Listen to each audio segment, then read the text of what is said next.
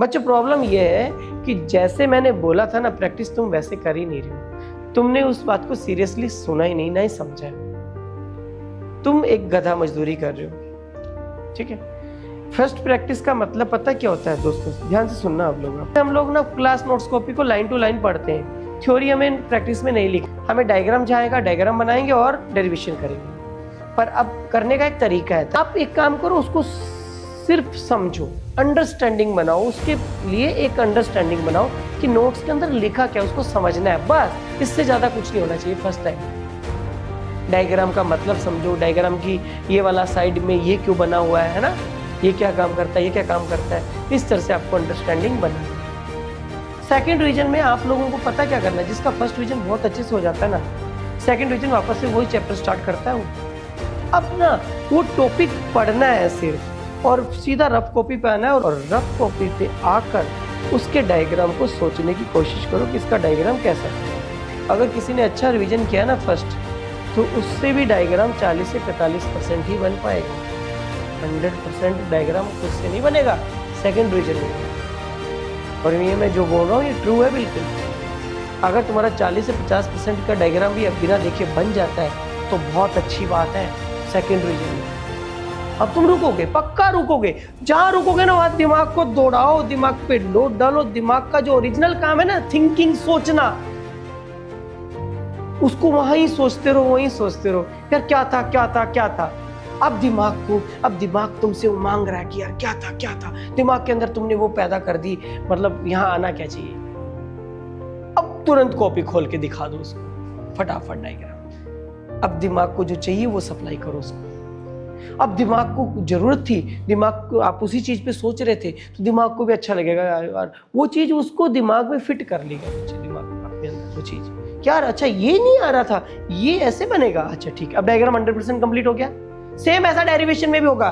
Derivation तुमसे 40 से 45% हो जाए तो बहुत अच्छी बात है। उसके बाद तुमसे नहीं होएगा खुद से। वापस जहां तुम्हें माइंड पे थिंकिंग करके, जहां पे माइंड को नीड पड़े, वहीं पे वापस से उसको वो सप्लाई कर दो कॉपी से। वापस से पढ़ लो, एक बार रीडिंग मार लो। क्लियर है कि नहीं। अब ये सेकंड रीजन ऐसे करके कंप्लीट होगा, जिसमें हमारी अंडरस्टैंडिंग अब कितने परसेंट हो जाएगी बच्चों। वो पहले में 40 से 45% होगी थी। अब थर्ड रिवीजन जब बैठोगे ना, तब पता लगेगा कि सेकंड रिवीजन तक तुम्हारा टोटल कितना टॉपिक क्लियर हुआ है। अब तुम 70 से 75% बिना सोचे समझे डायग्राम बना सकते हो। बिना सोचे समझे क्या कर सकते हो, जल्दी बोलिए। कॉपी खोलने की जरूरत नहीं पड़ेगी। 70 से 80% डायग्राम भी बन जाएगा, डेरिवेशन भी। पर 100% तो अभी भी। फिर जहां तुम रुकोगे वहां रुको, वापस से कॉपी खोल दो। कॉपी हमेशा बंद रहनी चाहिए, हमेशा कॉपी सामने बंद रहनी चाहिए तो कॉपी बंद रहनी चाहिए। कॉपी को खोल खोल के देखना बीच में, भैया अच्छा यहाँ रुक गया। अब जब तुम फोर्थ रिवीजन करोगे ना दोस्तों, फोर्थ रिवीजन अब कॉपी पेन से नहीं करना।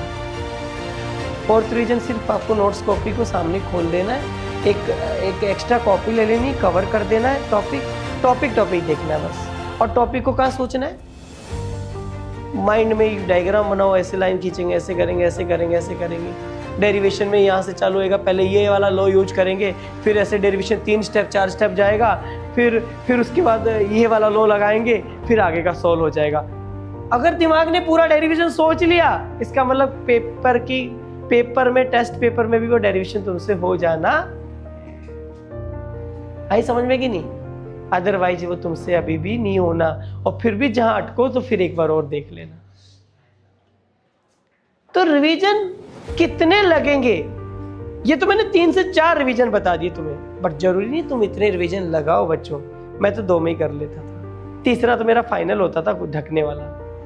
2 में मेरा ये हो जाता था कि हाँ ऑलमोस्ट हो चुके हैं, मैं 2 में ही कर लेता। मैं पहले में बड़ा ध्यान से अंडरस्टैंडिंग करता था।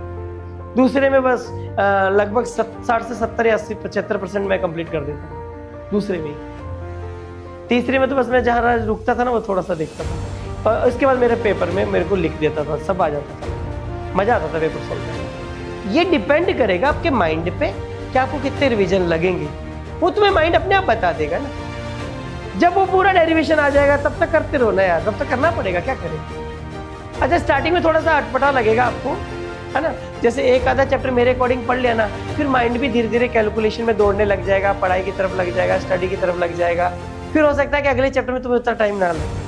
स्टार्टिंग थोड़ी सी मुश्किल होती है, जो बच्चे अभी तक भी नहीं पढ़ने पे ध्यान दे रहे उनको थोड़ा स्टार्ट करने में मुश्किल होगा। अगर अजीब सा लगेगा ना, अभी तक तुम पढ़ते कैसे थे, ऐसे कॉपी उठाते थे, मुंह पे रखते थे, कई बार तो मुंह पे नींद आ जाती थी, मुंह पे कॉपी होती थी, है ना, और सुबह उठ के कॉपी उठाती थी, मम्मी आके फिर चाय वाय पिलाती थी, बेटे बच्चे ने बहुत मेहनत करी। अब बच्चा तो वहाँ 1 घंटे बाद ही सो गया था रात को, और मम्मी उससे ज्यादा थकी हुई थी, मम्मी को पता ही नहीं बच्चा क्या कर, वो चीजें।